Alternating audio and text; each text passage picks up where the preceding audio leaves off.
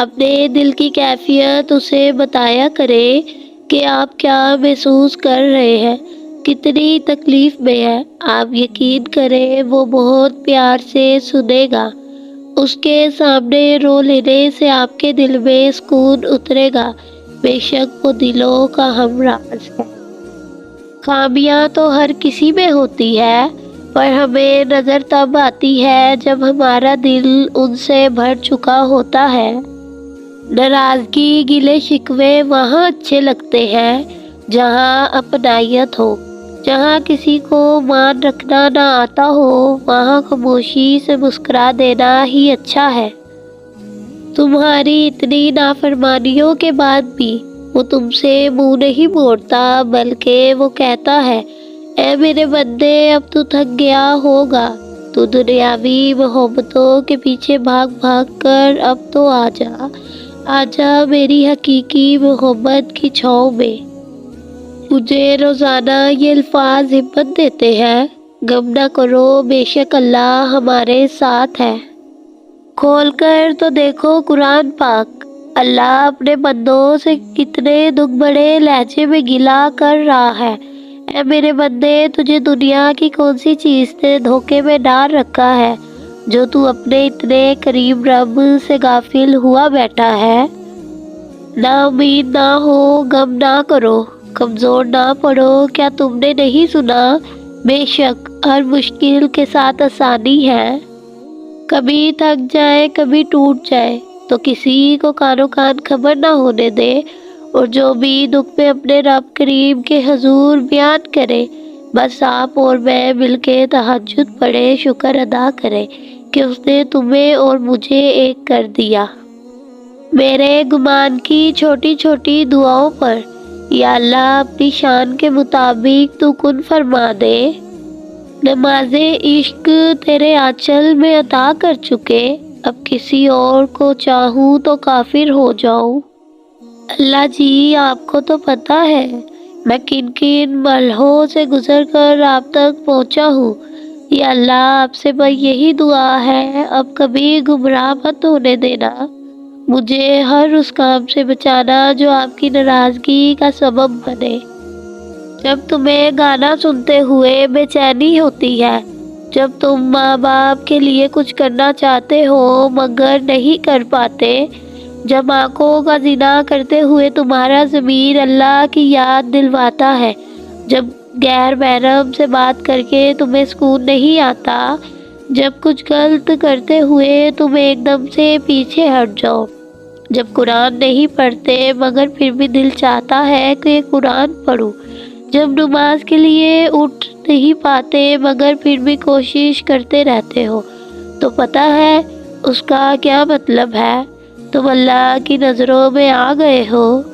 وہ چاہتا ہے تم یہ سب نہ کرو، بلکہ تھوڑی محنت کر کے ان غلط چیزوں سے نکل آؤ اور اللہ کی طرف لوٹ آؤ۔ بلا شبہ میرا پروردگار مجھ پہ مہربان ہے۔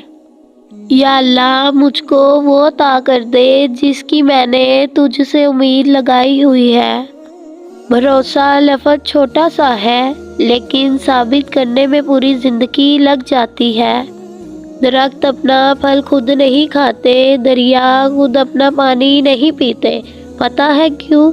کیونکہ دوسروں کے لیے جینا ہی اصل زندگی ہے۔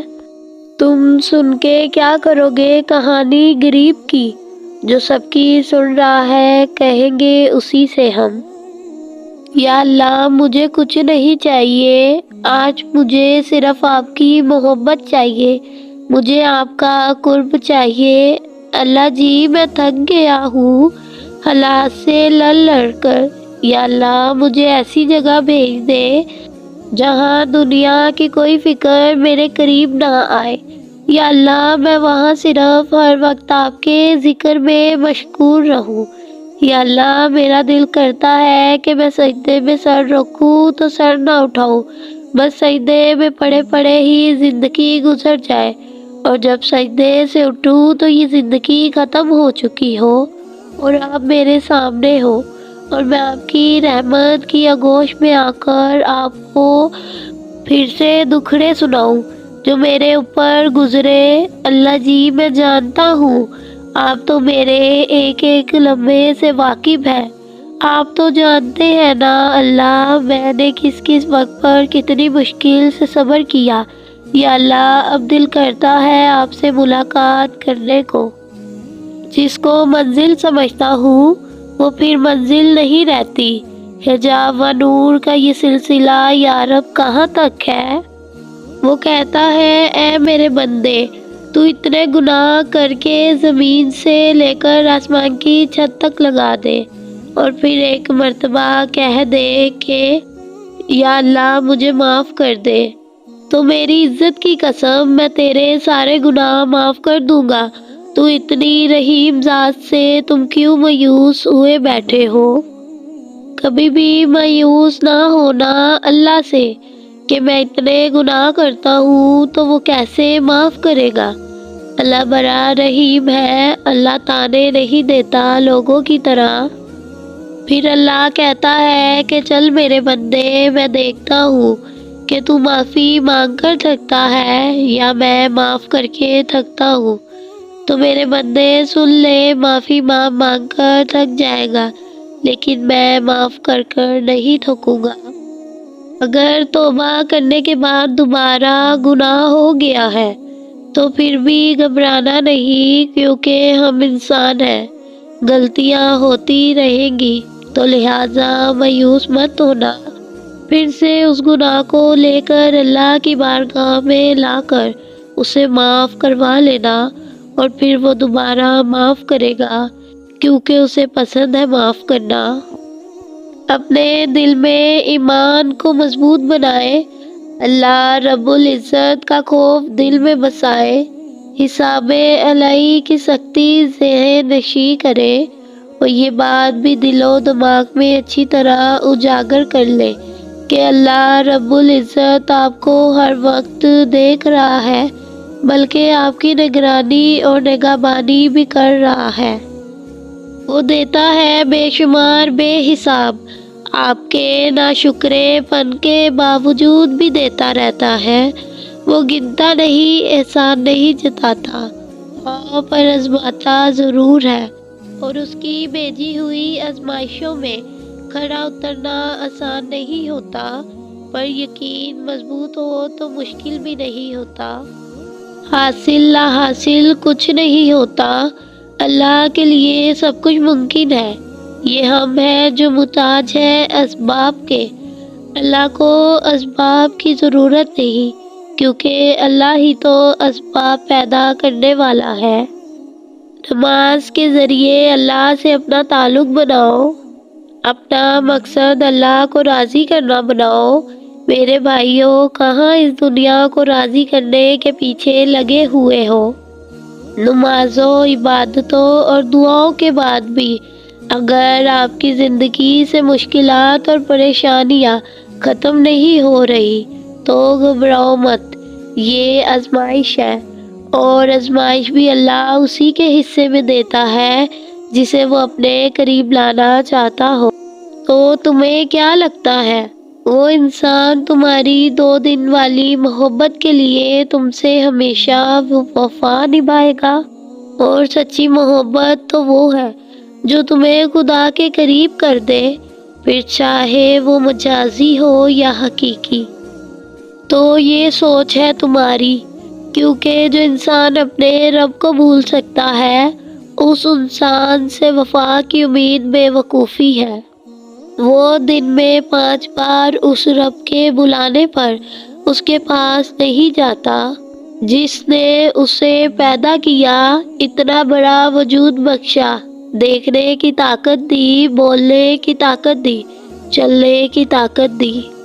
جب محبت اللہ سے ہو جائے پھر کہنا نہیں پڑتا کہ فجر پر اٹھا دینا، آنکھ اپنے آپ ہی کھل جاتی ہے۔ پتہ ہے معجزے کیسے ہوتے ہیں؟ جب تم اللہ پر مکمل یقین رکھتے ہو اور صبر کرتے ہو، اور پھر جب تم اللہ کی رضا کو اپنی رضا مان لیتے ہو، پھر اللہ بھی تمہارے دل کو سکون بخش دیتا ہے۔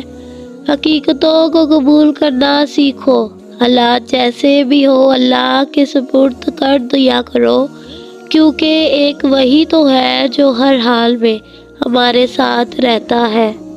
کیونکہ جیسے یہاں خوشیاں عارضی ہے، ویسے ہی اس دنیا میں دکھ اور پریشانیاں بھی عارضی ہے۔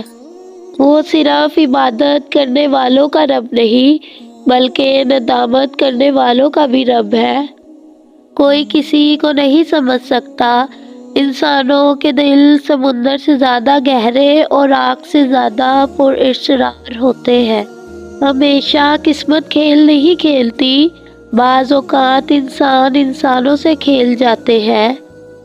اگر کوئی اہمیت دینا چھوڑ دے تو آپ بھی شکایت کرنا چھوڑ دیں، خاموشی اختیار کر لے۔ یاد رہے، ہر وقت دستیاب رہنا، پیچھے پڑے رہنا اور ہر وقت کی شکایتیں آپ کی اہمیت گھٹاتی ہے۔ مانگنے سے بھیک تو مل سکتی ہے مگر اہمیت اور محبت نہیں۔ سر کچلنے کا ہنر بھی رکھے صاحب، سانپ کے ڈر سے جنگل نہیں چھوڑا جاتا۔ خدا ہم سے صرف عبادتیں نہیں بلکہ انسانیت کی تکمیل چاہتا ہے۔ بھیڑ کے اندر چھپا ہوا بھیڑیا دیکھنا ہے تو اپنوں سے کبھی اپنا حق مانگ کر دیکھ لینا۔ پہلوان سے کسی نے پوچھا کہ قبرستان میں کیوں بیٹھے ہو؟ پہلوان نے جواب میں کہا، میں ان کے ساتھ بیٹھا ہوں جن کی طرف سے مجھے کوئی تکلیف نہیں پہنچی۔ الزام نہیں لگاتے، حسد نہیں کرتے، جھوٹ نہیں بولتے، طعنہ نہیں دیتے، خیانت نہیں کرتے، اور سب سے اچھی بات یہ ہے کہ جب میں یہاں سے اٹھ کے چلا جاتا ہوں تو پیٹھ پیچھے میری غیبت نہیں کرتے۔ میں لہجوں کو محسوس کر لیتی ہوں، مجھے خاموشیاں سمجھا دیتی ہے کہ بات یہ بھی سچ ہے کہ مجھے کہنا نہیں آتا، میری باتیں بس آنسو میں اٹک جاتی ہے۔ میں وہ ہر بات محسوس کرتی ہوں جو لہجے چھپے زہر آلودہ تیروں سے بھرپور ہوتی ہے، اور اماں تو کہتی ہے میری بیٹی کو لڑنا نہیں آتا۔ وہ کیا جانے ان کی بیٹی اپنے اندر کئی جنگیں لڑ کے ہار چکی ہے۔ سنو گڑیا، اگر تمہیں اپنا ہمسفر چننے کا موقع ملے تو کسی عزت دینے والے کو چننا، نہ کہ خوبصورت جانور کو۔ سکون تھا، سادگی تھی، بندگی تھی۔ جب موبائل نہیں تھا تو ایک زندگی تھی۔ صرف اللہ تعالیٰ کی ذات جانتی ہے کہ کسے کب کہاں اور کتنا عطا کرنا ہے۔ چہرہ صاف، دل میں داغ، منہ پہ آپ، پیچھے سانپ۔ اے اللہ، ہمیں رمضان المبارک کے لیے سلامت رکھ اور رمضان المبارک کو ہمارے لیے رحمت بنا، آمین۔